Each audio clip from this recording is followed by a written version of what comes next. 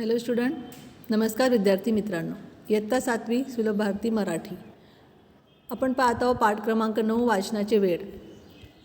पाठ क्रमांक 9 वाचनाचे वेळ या पाठाचे लेखिका आहेत आशा पाटील, ज्यांचा जन्म 1976 साली झाला. त्यांनी आपले जे लेखन आहे ते विविध मासिकातून विविध वृत्तपत्रातून सादर केले आहे. या पाठात सोनालीने अवांतर वाचन करावे यासाठी तिच्या आईने केलेली युक्ती कशी सफल झाली, सोनालीला अवांतर वाचनासाठी कसे प्रोत्साहन मिळाले याचे सुंदर असे वर्णन आशा पाटील यांनी या पाठात केले आहे. सोनालीला आज खूप आनंद झाला होता. तिने आता घरातल्या शाळेच्या वाचनालयाच्या अनेक पुस्तकांचे वाचन करायचे ठरवले होते. आईने सांगितल्याप्रमाणे तिने एक वही केली होती. त्यामध्ये ती आवडलेल्या ओळी किंवा एखादा प्रसंग लिहून ठेवत असे. सोनालीला प्रोत्साहन देण्यासाठी बाबांनी तिच्या वाढदिवसाला एक छानसे पुस्तक तिला भेट दिले आणि सोबत तिच्या वर्गातील साऱ्याच मुलामुलींना एक पुस्तक भेट स्वरूपात दिले. सोनालीला आज पुस्तक वाचत जा असे सांगण्याची गरज उरली नव्हती. पहा विद्यार्थी मित्रांनो, येथे सुरुवातीला सोनाली कशी मुलगी होती, तिला अवांतर वाचनाचं मुळीच आवड नव्हती, पण आज तिला अवांतर वाचनाचे वेड लागले आहे. हे वेड लागणे आवश्यक आहे. अवांतर वाचनाने आपल्याला भरपूर ज्ञान मिळते, ज्ञानाचे भंडार खुले होते.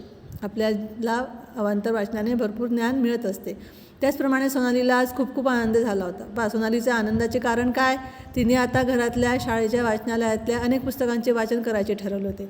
आता एकदा तिला आवड निर्माण झाली, त्या गोष्टीचे वेड लागले, त्यामुळे तिला आता वाटत होते की कोणत्याही ठिकाणी वाचन करावे. शाळेत, वाचनालयात पुस्तकांचे वाचन करायचे तिने ठरवले होते. आईने सांगितल्याप्रमाणे तिने एक वही केली होती. वही का केली असेल तर विद्यार्थी मित्रांनो, त्यामध्ये त्या गोष्टीचा सारांश लिहायचा. त्यामध्ये ती आवडलेल्या ओळी किंवा एखादा प्रसंग लिहून ठेवत असते. तर विद्यार्थी मित्रांनो, आपण जेव्हा कोणतेही पुस्तक वाचता त्यावेळेस पुस्तकात अंडरलाईन करायची आणि नंतर आपल्या वहीत ती उतरवायची. सोनालीला प्रोत्साहन देण्यासाठी बाबांनी तिच्या वाढदिवसाला एक छानसे पुस्तक तिला भेट दिले. तर विद्यार्थी मित्रांनो, येथे आपण आपल्या मित्रांच्या वाढदिवसाला जात असतो. काही खेळणी घेऊन जातो, काही गिफ्ट घेऊन जातो, काही प्रेझेंट घेऊन जातो. तर मला असे सांगायचे की तुम्हीसुद्धा आता याच्यापुढे जेव्हा आपल्या मित्राच्या मैत्रिणीच्या वाढदिवसाला जाणार तर एक पुस्तक भेट द्यावे आणि त्या पुस्तकातला वाचून त्याचा सारांश आपल्या मित्राला वर्गात सांगायला लावावे. तर आपण सगळे करणार ना की पुढील कोणाचा आपल्या मित्राचा पुढच्या वेळेस जो वाढदिवस येणार आहे त्या वाढदिवसाला त्याला एक पुस्तक, छानसं पुस्तक गिफ्ट देणार आहे आणि त्यात काय वाचले आहे त्याचा सारांश एका नोटबुकमध्ये लिहायचं आणि तो वर्गात सांगायचा. सोनालीला प्रोत्साहन देण्यासाठी बाबांनी तिच्या वाढदिवसाला एक छानसे पुस्तक तिला भेट दिले आणि सोबत तिच्या वर्गातील साऱ्याच मुलामुलींनी एक पुस्तक भेट स्वरूपात दिले.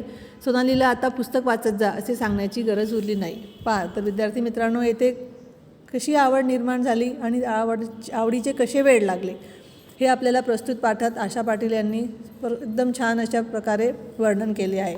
तर आपल्या त्यात असं बोध घेण्यासारखे आहे की वाचन करणे आवश्यक आहे. कोणत्याही गोष्टीची आवड कशी निर्माण व्हावी वर आवड निर्माण झाल्यावर त्याचे वेड कसे लागते हे फार छानसे मस्त इथे उदाहरणासह स्पष्ट केले आहे. तर विद्यार्थी मित्रांनो, आपण करणार ना, आजपासून वाचनाची वेळ आपल्याला लागायलाच पाहिजे. पहिले आवड निर्माण व्हायला पाहिजे.